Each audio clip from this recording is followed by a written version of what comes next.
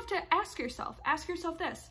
Did I change? Did my behavior change? Did my consistency change? Did I do something? Should I have apologized? Like, ask yourself all these questions. And if you didn't change, if your consistency didn't change, if your tone hasn't changed, if it's really not you, well, then you have to realize that in all of this going on, the thing that has been the same, the common denominator, has been you. So what it all boils down to at the end of the day is that person that overpromised and underdelivered and said these things, and they said it like they meant these things to you, right? And they said they never hurt you, and they'd say all these things to you, overpromised and underdelivered. The reason why it didn't turn out the way that you wanted it to, and the reason why it didn't turn out the way that they promised it would turn out, here's the bottom piece, okay? It has nothing to do with you and everything to do with that person, who they are, how they've handled situations in the past, how they're handling past traumas they've been through, the way that their brain works. It has nothing to do with you and everything to do with them, okay? Nothing to do with you and everything to do with them. And here's why. This mentality and this thought process of how people sometimes say, oh, well, if a guy meets the right girl, he'll change. Or vice versa, right, with genders. That's wrong and that's flawed, and here's why. You don't just change when you meet someone if you think that they're great enough. You know, what you practice now with your actions will manifest who you are tomorrow. So if you're always handling situations the same way, if you're always running from conflict, if you're always assuming people want the worst for you, if you're always putting these ideas in your head and you're not really trying to see your part in the portion of the puzzle of what's wrong, you're never going to grow and learn and manifest and develop into a good, true character. What you practice now, let me repeat, and why that whole mentality is flawed, because you're not the reason why he isn't changing. It's not you, it's him. It all goes back to behavioral patterns, and there's like the psychology of the way that the brain works in it and everything. You don't just change overnight. And I know this is true because I've walked through this and I am a living example of this. There are things that I used to assume and things that I used to do years and years and years ago whenever I used to date that I've worked on now. Ways that you handle situations. It doesn't just happen overnight. It takes discipline, and you have to practice those actions. So to put the pressure on someone else and to say, oh, well, he'll change whenever he meets the right woman. That puts a lot of guilt and shame on the woman that maybe they're currently talking to or the man that they're currently talking to, basically saying that you're not enough for them, when the real issue here is not the other person. It is the person that runs away from the problems. It's the person that never went back and learned how to deal with conflict, the person that went back and never learned how to deal with frustration, never learned how to deal with miscommunication, because it's like, what's going on? Is there miscommunication going on? Like, let's talk about it. Let's figure it out. Like, are you the type of person to run away, or are you going to figure it out? You know, so don't, that whole mindset is totally flawed, and it's not you. Like, I was talking to this girl, she DM'd me on Instagram, and her boyfriend of like 5 months ghosted her out of nowhere.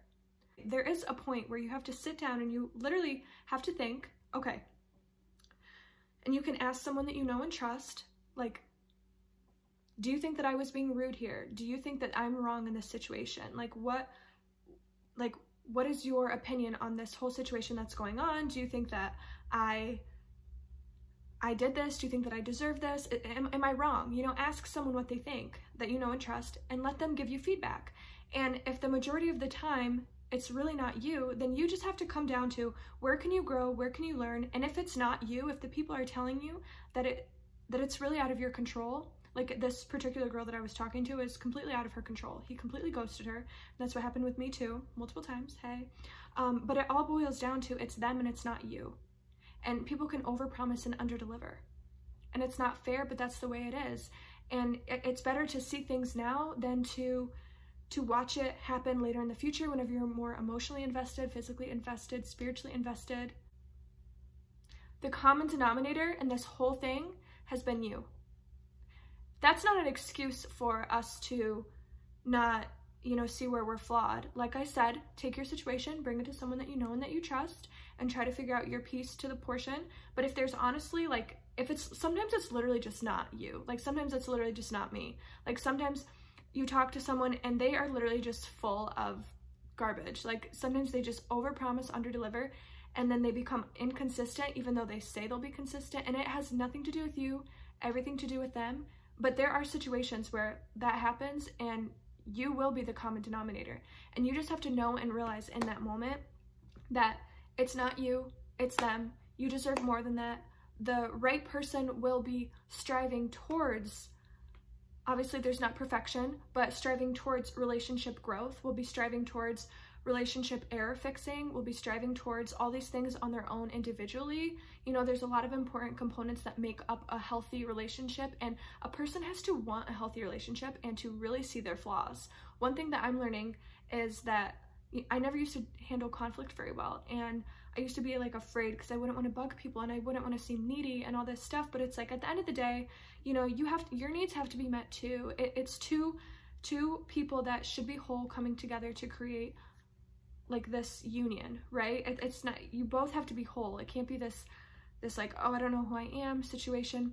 It's two people coming together to do that, and you both have to want a healthy relationship, and your actions have to be bold enough and thick enough to provide that and to show that. Like actions literally speak louder than words. That's why whenever you're dating, whenever you're getting to know someone, my biggest piece of advice for the people that DM me and ask me, and just for anyone that's watching this, please do this. By the grace of God, please guard your heart. Guard your heart whenever you're dating, because it can be very, very difficult, and you might feel like it's your fault. You might feel like you did something wrong, and a lot of times it's just miscommunication, and it has nothing to do with you, everything to do with them, and that's their burden. And as long as you're staying consistent and you're working on yourself and you're growing, that's all you can do, and control the things that you can control.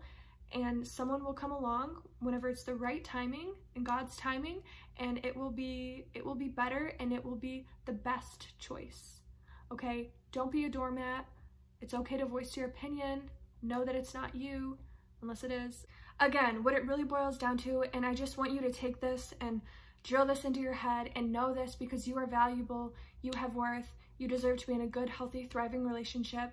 I want you to be in a good, healthy, thriving relationship where people mean what they say and say what they mean.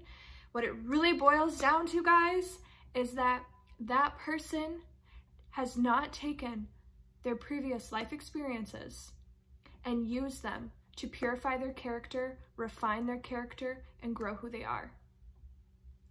Because at the end of the day, you can say whatever you want, but if you don't let these things develop you and change you to help you respond to different situations, you're not just going to walk into a relationship or even a friendship where if you're not clear with communication, it's just going to be fine. That doesn't happen. That's why when people say, oh, I'll change when I meet the right woman, or I'll change when I meet the right man, that's why that does not make sense, and it's not true, because it doesn't just happen. You have to practice faithfulness. You have to practice loyalty. You have to practice responding to conflict. You have to practice being passionate and caring and forgive. You have to practice these things. They don't just happen. You know, sometimes things are really challenging to get through, and you want to make sure that you're with someone that is on the same page as you and wants to continue writing the story with you, whatever capacity it's at. And you know, think about scripture. God tells us to have the fruits of the Spirit. What are the fruits of the Spirit? It's kindness, joyful, peace, graciousness, forgiveness, all these good things, you know. But things that are not fruits of the Spirit are regret, guilt, shame, condemnation, hatred, like all these bad things. So take all the good fruits of the Spirit, put them in your heart, take the bad fruits of the Spirit, take it out, tell yourself, it's okay. My needs are valid to be met. You know, I deserve to be in a good, healthy, thriving relationship. I deserve someone that means what they say and says what they mean. It's okay. You know, you want someone in your life that will match your frequency. If you're not on the same page, if you're not goal-oriented, if you're not spiritually aligning up, there's all these other things. It's just not going to work. even if they say it's going to work, even if they sugarcoat it, it's not going to work. So make sure that you take your life experiences that you've gone through and you learn from it and you grow from it and you help refine and purify your character from it. Because at the end of the day, that's my favorite saying, because at the end of the day, nothing changes unless we change how we respond to things. Okay, guys, I'm praying for you guys. I love you guys.